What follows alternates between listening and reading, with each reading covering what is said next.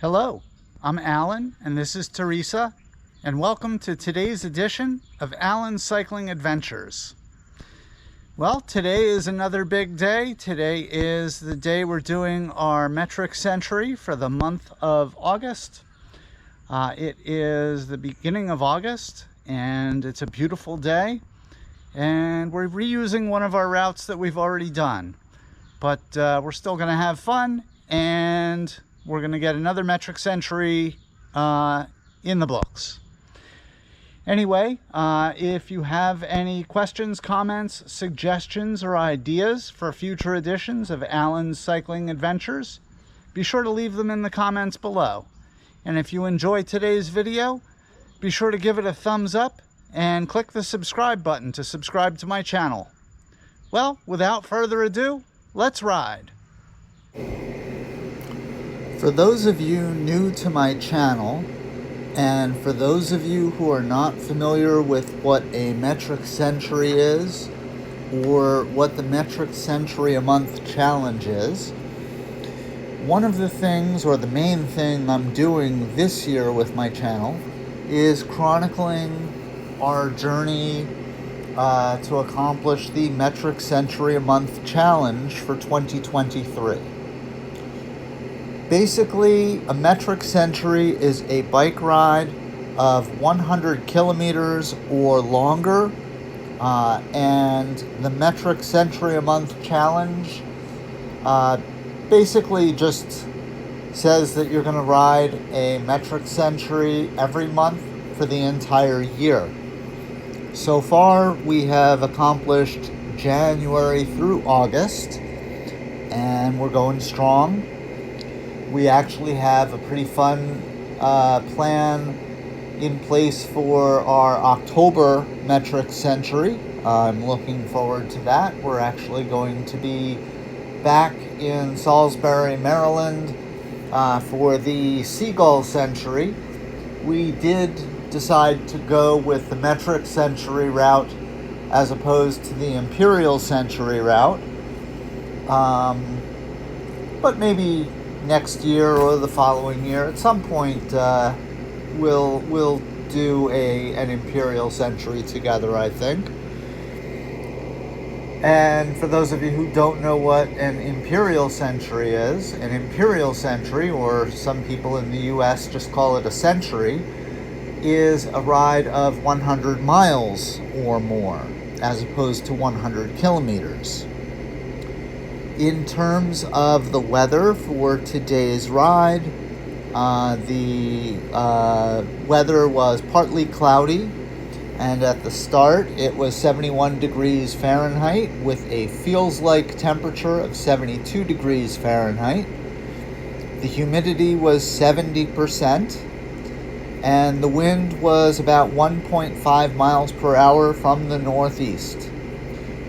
During the ride, it looks, from the temperature graph in Garmin, it looks like the temperature did get into the 90s. It certainly felt pretty hot. In terms of the length of this ride, it was 62.78 miles, which comes out almost exactly to 101 kilometers. Now, there was a strange turnaround at one point early in the ride that added maybe a few hundred feet to the ride.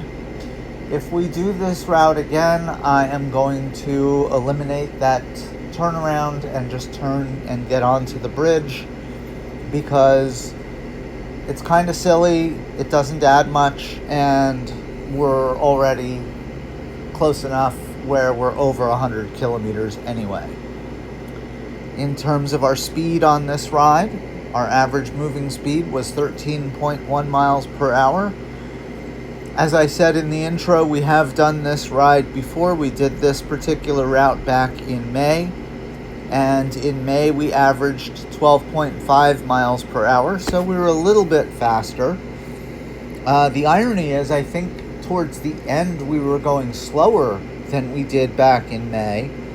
And I think the reason for that was because we started out too fast.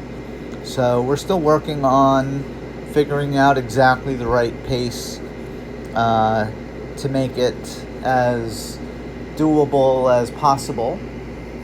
Our maximum speed on this ride, or my maximum speed anyway, was 28.1 miles per hour. We had a total moving time of 4 hours, 46 minutes, and 52 seconds, and an elapsed time of 5 hours, 48 minutes, and 50 seconds. My average heart rate was 107, and my maximum heart rate was 134. And we had a total vertical climb on this ride of 1,952 feet, and Garmin gave me credit for total calories burned of 1,222. In terms of where this ride was,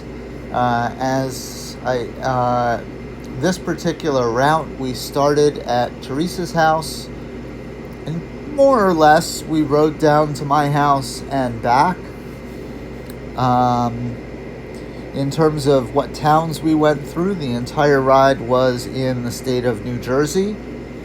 We started out in Fair Lawn and headed south through Elmwood Park, Garfield, Clifton, Little Falls, Montclair, Glen Ridge, West Orange, Orange, South Orange, Maplewood, Milburn, Springfield, Mountainside, Westfield, Garwood, where we went past my house into Cranford, Roselle, where we turned around and came back through Cranford, and Garwood.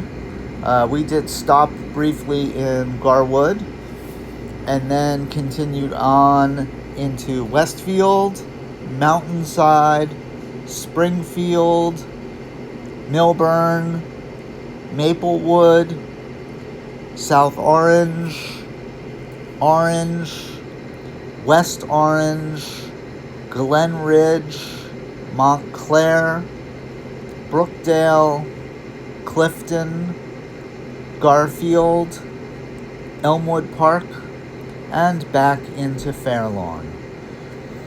One funny observation I made on the route was in one of the towns that we went through, Maplewood. They had a lot of signs, really pretty signs, these green round signs with a picture of a bicycle on it, where it said on the sign to share the road. The reason that there was a certain irony to those signs is because throughout our trip through that town, those roads were some of the most narrow, with the most traffic furniture, preventing cars from going over the center line in order to pass. And so when the cars did pass us, they passed close.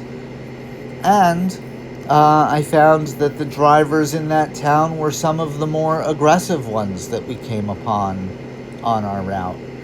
So the signage was nice, but the experience, not so much. Also, going through West Orange, we did ride past Thomas Edison's laboratory, which was kind of fun. I haven't been there for a visit since I was a kid. I know my kids went there on a class trip at one point. Maybe one day I'll go back, but it's certainly an interesting landmark.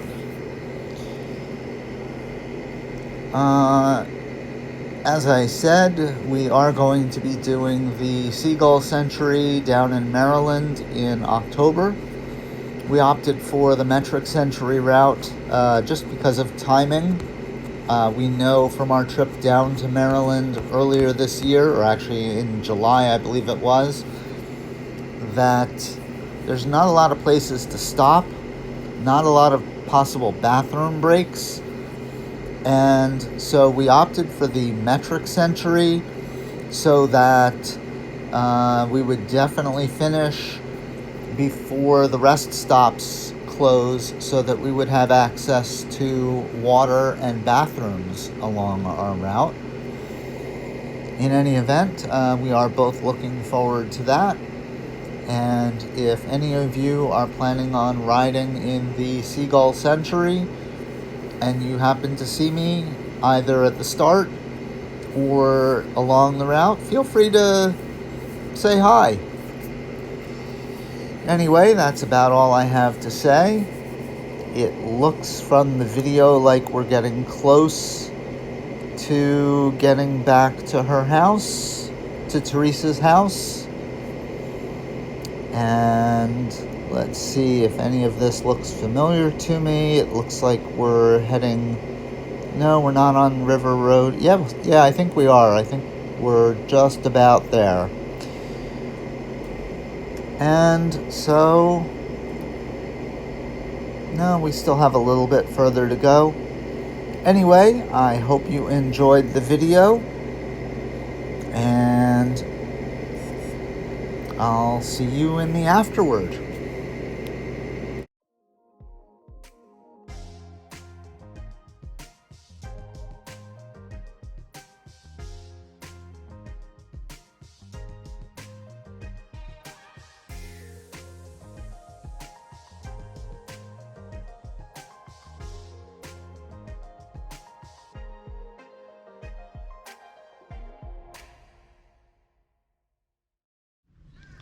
Well, that was fun.